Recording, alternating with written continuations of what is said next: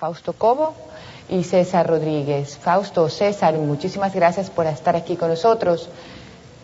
Empiezo con Fausto y realmente vamos a tratar de reservarnos nuestra opinión para el final del programa y aprovechar al máximo a nuestros invitados y preguntarle, en vista de la experiencia castrense y militar que tiene, ¿cómo pudiera calificar usted la conducta de la policía el día jueves 30 de septiembre con todas las consecuencias que son públicas? La pregunta es, ¿por qué un tema de un reclamo institucional llegó a ser un acto, un asunto de Estado? Podemos hacerla esa una pregunta segunda o tercera o cuarta, bueno, pero me encantaría que comencemos a reflexionar especialmente con esta, porque ¿quién más que usted, que tiene una experiencia militar, para poder calificar la conducta de la policía como uno de los actores principales del caos del día jueves? ¿Cómo la calificaría? Es lamentable, es triste, porque en un país que supuestamente es democrática debe existir los mecanismos de diálogo y el proceso de solución de los conflictos a través de consensos, a través de la sabiduría, a través del diálogo, repito, que es el mecanismo más adecuado. Pero lamentablemente eso no ha sucedido y las consecuencias están ahí. Un desenlace fatal, un desenlace dramático. Un desenlace, Fausto, que la gente seguramente no se va a olvidar, y hay una gran población que está intentando estar muy pendiente de lo que va a pasar con ellos, porque sí quiere que esta gente sea castigada. Usted, si tuviera el poder para ello en la mano, ¿usted castigaría a todas las personas que provocaron el caos policial y por ende en el país del día jueves 30 de septiembre? Claro, pero hay que comenzar por los principales responsables, es decir, el gobierno, que no supo manejar el conflicto y permitió que escale a una crisis de tal magnitud que los resultados están a la vista. Desde luego, hay que sancionar con una justicia independiente, profesional, técnica. Hay que sancionar a los ministros, por ejemplo, que no han informado bien al personal militar y policial, según el fundamento del gobierno nacional.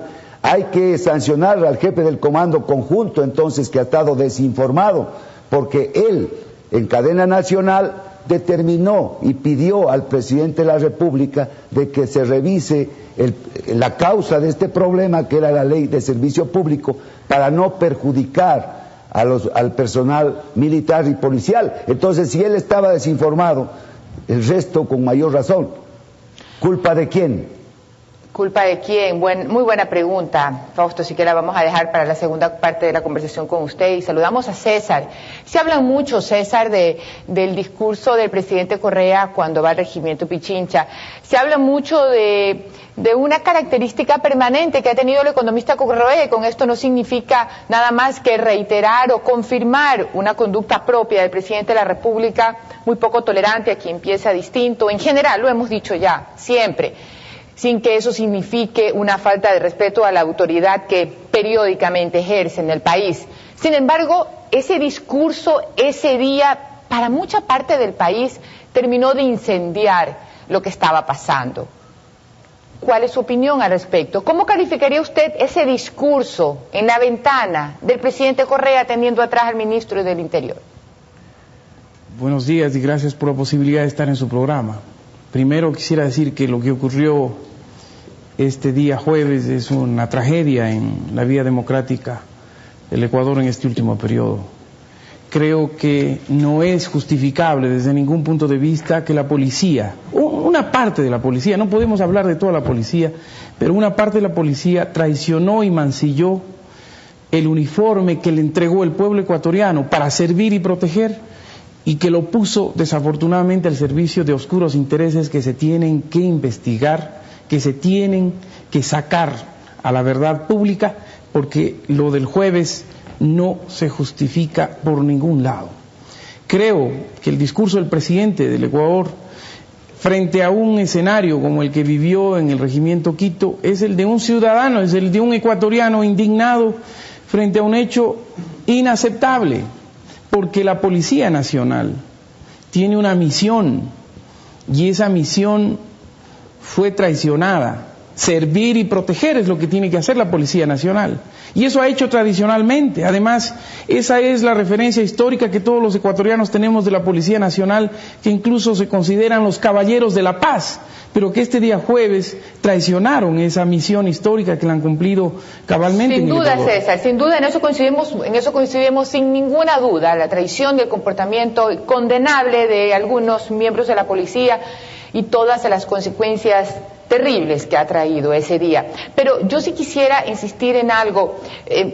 Si nos alejamos del día jueves 30 de septiembre y podemos ver esta situación con todo un contexto que lleva un antecedente de intolerancia, un antecedente de poco diálogo o un antecedente realmente de que aquí se hace mi voluntad, y soy exagerada para hacer este comentario previo a la pregunta, César, ¿cree usted que a partir del 30 de septiembre el Gobierno Nacional y el presidente Rafael Correa pudiera cambiar de actitud frente a todos los sectores de oposición, frente a todas las posibilidades de diálogo? Porque el país, tanto usted como yo, no queremos otra vez una reacción de esta injustificable bajo ninguna circunstancia.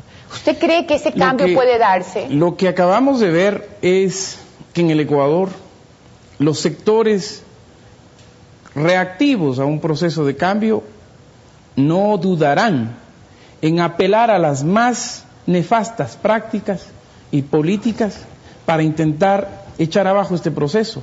Creo que el jueves se evidenció y se puso a la faz pública los alcances de sectores políticos que están dispuestos incluso a jugar al golpe de Estado para detener este proceso de cambio. Yo creo que pedirle al presidente de la República o pedirle a este proceso un cambio en el sentido de detener un proceso no es adecuado, no sería coherente de parte nuestra. Nosotros hemos dicho al país con absoluta claridad: las leyes se tienen que construir con visión de país. Los tiempos en que las leyes se hacían para un sector en particular, para un gremio, una corporación, eso se acabó en el Ecuador. En este rato, la reacción a la ley de algunos sectores, los policías, los maestros, los indígenas, todos los sectores que sienten afectados sus intereses, reaccionan, y lo que ha pasado con la Policía Nacional es que se ha ido más allá de lo que puede ser un absoluto derecho a discrepar sobre una política pública que se expresa en la ley y que termina privilegios de toda índole en el Ecuador. Creo que en ese escenario, el que los policías no hayan conocido los contenidos de la ley, que no sepan que está en camino. ¿No le parece, asambleísta Rodríguez, un poco irresponsable seguir con una línea de que no vamos a cambiar y que no tenemos que cambiar y que así se debe de ser? Un poco... Pero es que cambiar, ¿en qué sentido, María José? En decir, a ver, echamos abajo todas las leyes que cambian eso. No, en absoluto, no se trata de eso, no se lleven mis palabras a otro extremo.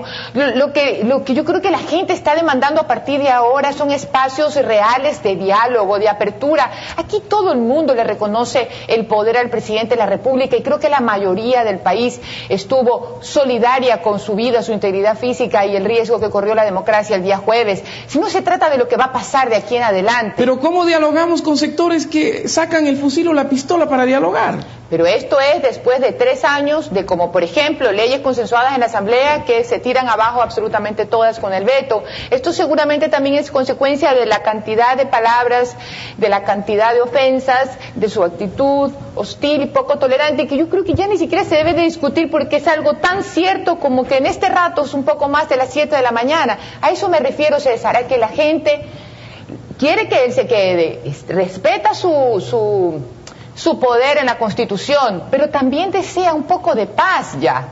Y ahí mi pregunta, porque tengo unas inquietudes aquí de los panelistas, César, entonces preguntarle si usted está dispuesto a esa reflexión. Me parece que este es un tiempo de reflexión, y creo que es un espacio para que todos los sectores políticos tengamos la voluntad real de encontrar un acuerdo nacional para evitar que esto no vuelva a ocurrir en el Ecuador. Creo que una sociedad, mientras más democrática es porque tiene mecanismos y vías más expeditas para resolver esto por la vía del diálogo y de la paz. Esto es un desafío para todos los sectores. Asambleísta Rodríguez, muy buenos días. Usted habla de diálogo, pero no es lo que se vio en los hechos del Tribunal Constitucional cuando usted y sus compañeros de Alianza País entraron de una forma bastante particular. Usted habla de que en el pasado se legislaba a favor de un solo grupo. Estamos totalmente claros, y esto no deja de ser objetivo, de que las normas jurídicas actualmente se dan en el Ecuador, en la Asamblea que usted y sus compañeros componen en la Asamblea Nacional, solamente con las disposiciones o con los lineamientos que tiene un cierto grupo político que maneja las cosas en el país. Por lo tanto, ¿usted cree que se puede empezar a hablar de diálogo con un grupo de asambleístas que se han caracterizado por no acceder al diálogo, más bien el diálogo como el que le mencionaba el Tribunal Constitucional, ese es el que entienden, y no acceder a tratar un poco de consensuar, porque cuando se trata de llegar a consensos, por veto se los echa abajo? Por lo tanto, el diálogo, ¿ustedes creen que es una característica que puede llegarse a concretar en ese grupo en el que usted está, y no imponer simplemente una sola voluntad de un movimiento, de un partido, asambleísta Rodríguez? Yo creo que hay que superar ese imaginario de que los asambleístas de país son una masa de borregos que solo levantan la mano. No es imaginario, está en los hechos, asambleísta Rodríguez. Que hay que superar ese imaginario que intenta posicionar en el Ecuador eso de que hay una voluntad omnímoda, dictatorial, imperial, que no se justifica con la práctica. Entonces en Ecuador legisla la oposición. Yo creo que usted refleja también un discurso de aquellos sectores que están diciendo que en el Ecuador no hay democracia, que en el Ecuador estamos viviendo una dictadura, y eso realmente es inaceptable. Es decir, creo que en este escenario, en un proceso de cambio que genera tanta reacción, es indudable que las fuerzas se tensan. Es indudable que las condiciones se vuelven difíciles en la medida en que hay un mandato popular, porque el presidente de la República no está ahí graciosamente por su voluntad, está por la voluntad mayoritaria del pueblo ecuatoriano que le ha dado un mandato. Vamos a cambiar este país. Tal como estaba, no podemos seguir. Pero en esa línea, me parece que pedirle a la Asamblea Nacional que entre en contradicción con el Ejecutivo es simplemente repetir la ingobernabilidad que ha vivido el Ecuador. Las crisis o pugna de poderes no se van a repetir ahora, porque en la Asamblea Nacional y en el Ejecutivo hay hombres y mujeres que estamos en sintonía con un proyecto histórico y somos coherentes en la defensa, y eso no significa que no tengamos ni capacidad de diálogo ni capacidad de debate para enfrentar todas las discrepancias que en el camino vamos encontrando. Buenos días, asambleísta Rodríguez.